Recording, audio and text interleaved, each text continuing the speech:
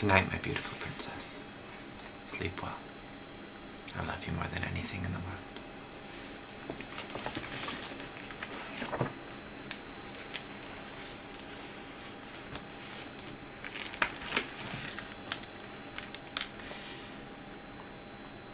You wanted the truth, Gavin said.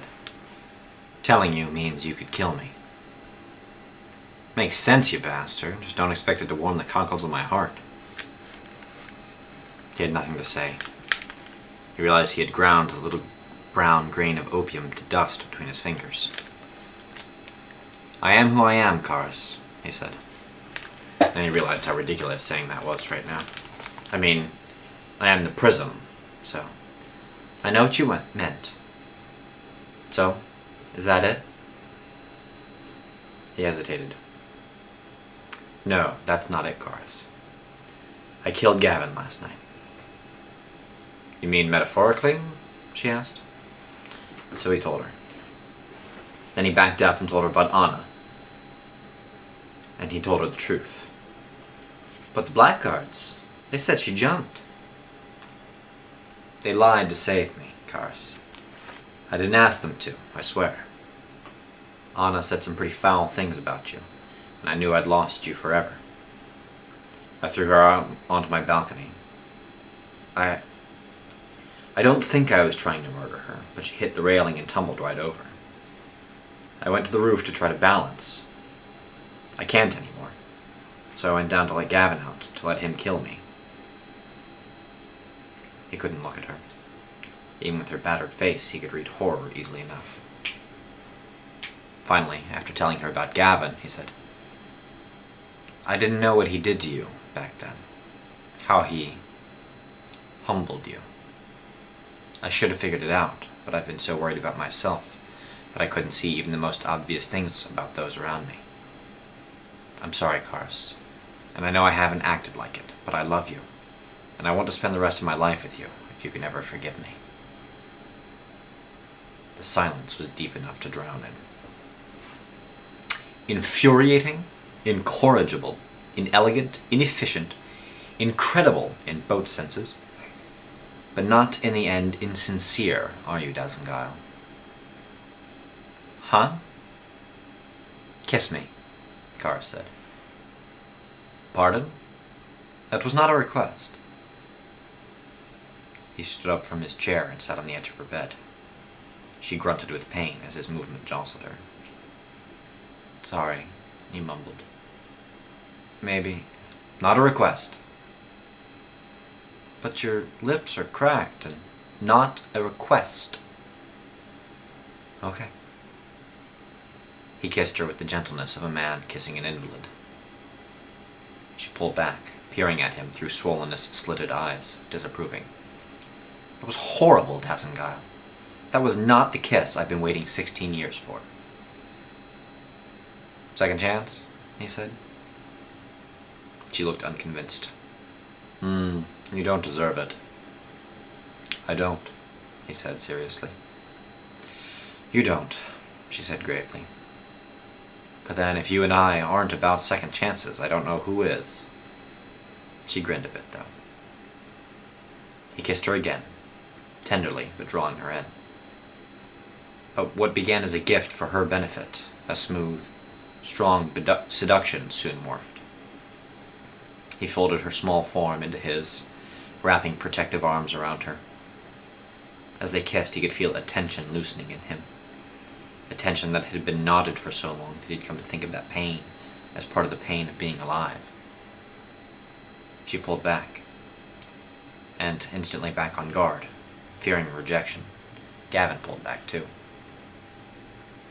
But Karis murmured, Afraid you've left me breathless, Lord Guile.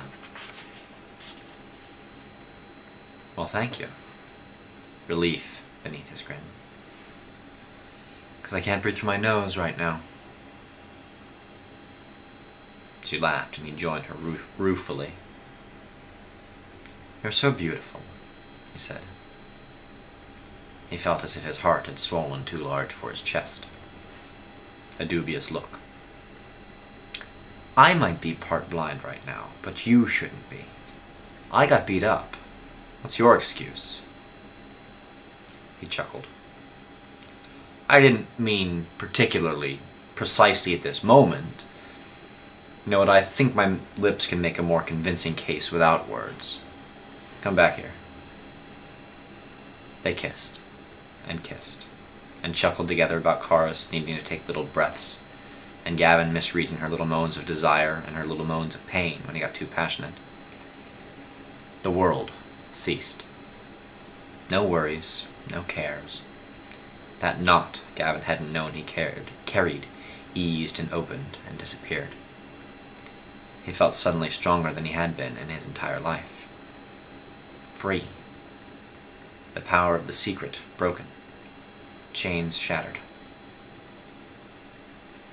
Orlum, have mercy, I want to make love with you, she said. I could be persuaded, Gavin said quickly. She made a little sound of frustration. If only my body were so amenable. I could be gentle, he offered, giving a roguish grin. She pulled him close and whispered in his ear, After 16 years of missing you, Dazengyle, the last thing I want from you is gentle. He swallowed, speechless. Will you marry me, Karis Whiteoak? Damn, he could have done that better. Such questions should have some eloquence. Then again, with his history with Karis, perhaps a simple truth was better than an artful one. Karis, why are you crying? Because it's past time for my pain medication, you big idiot. There was a knock on the door. Oh, you've got to be joking, Gavin said, looking at the door like he could kill it with his eyes. He turned back to her. Does that mean yes? You've worn me down and taken advantage of my incapacitated state, so... So that means yes? Another knock on the door. You stupid, stupid man. Of course it does. I love you, Karis Whiteoak. She smiled mischievously. You ought to. The door opened and a blackguard wheeled the White in. Gavin couldn't keep the huge grin off his face. Oh dear, have I interrupted something? The White asked. No, Gavin said. At the same time, Karis said, Yes. I see. You were just the person I was hoping to see, Gavin said. Hi, Mistress White. Would you be so good as to marry us? The White inclined her head, looking over the corrective spectacles she was wearing. Well, Gavin-Gyle, it certainly took you long enough. And Karis Whiteoak, slowest seduction in history. A woman with your charms. The White sniffed. Is that a yes? Gavin asked. Of course it is, Karis answered for her. She was grinning from ear to ear. I imagine Gavin's heading straight off to war, and that you'll want this done as soon as he gets back, the White said. No, Gavin said. Right now. Right now? Karis said. Don't you want to give this some thought? We have no idea what we're getting into. And when will we? Some things you can't know until you're in them. I'll be in it with you. That's more than enough for me. Gavin turned to the White. Right now. The White grumbled. Figures. But she smiled. Gavin, you're willing to have your father disown you over this? I'm feeling invincible right now, Gavin said. And how'd you know about that, Aurea? Disowned? Karis asked. I'll explain. Later, Gavin said. Me too, the White said. Karis, you know what this may mean for your tenure? Yes, Karis said. Rules are made to bend for the right people, Gavin said. Promise me a big wedding when you get back, Karis said. Huge. And so they were wed. The vows were simple. In the discharge of his normal duties as Prism, Gavin had prompted brides and grooms through vows himself. But today he forgot them. And as soon as they were out of his mouth, they became a blur. He was barely aware even of the white. He had eyes only for Kars. He was filled with an inexplicable tenderness for this wild, frustrating, beautiful, stubborn, amazing woman. He kissed Kars again, and she grimaced under her smile. "Time for more medicine?" he asked. She nodded, apologetic. He found the tincture and poured her the dose. She accepted it gracefully and lay back on her pillows. "Come back to me, my lord. Come back soon, you hear me?" "Yes, my lady," he said. He couldn't stop grinning. She was asleep in less than a minute. Finally, Gavin turned to the white.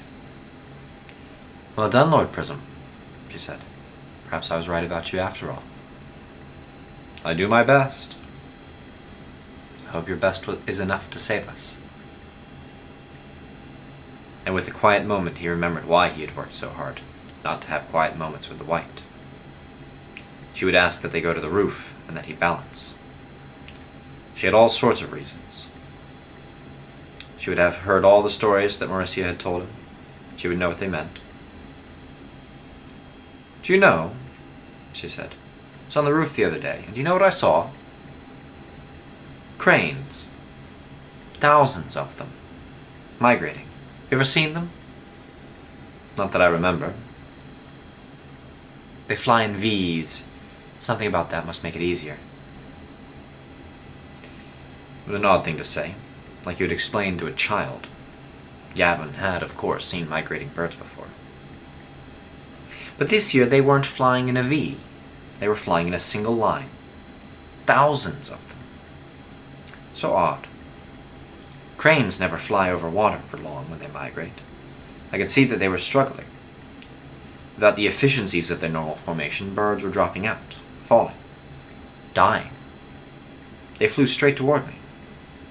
And then, suddenly, as they reached Little Jasper, the odd line broke apart.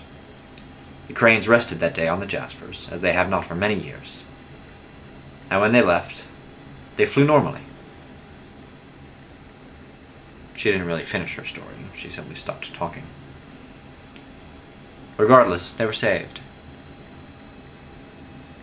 He had broken the bane and saved some cranes.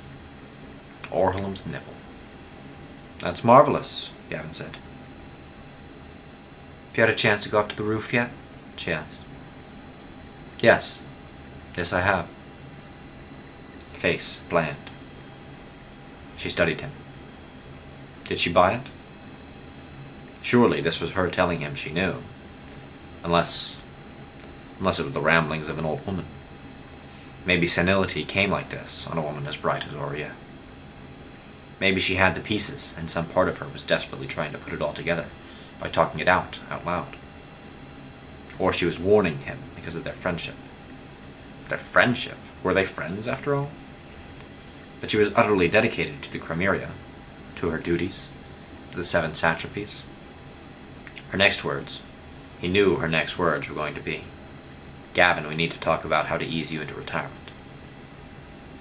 "Gavin," she said, "the generals are in my room planning the invasion. I think they could use your expertise." Gavin took a deep breath. That meant his father would be there. Frying pan to the fire. He stood, bent over to kiss Kars's forehead, and popped his neck right and left. "Very well, Aurea. Let's save the world."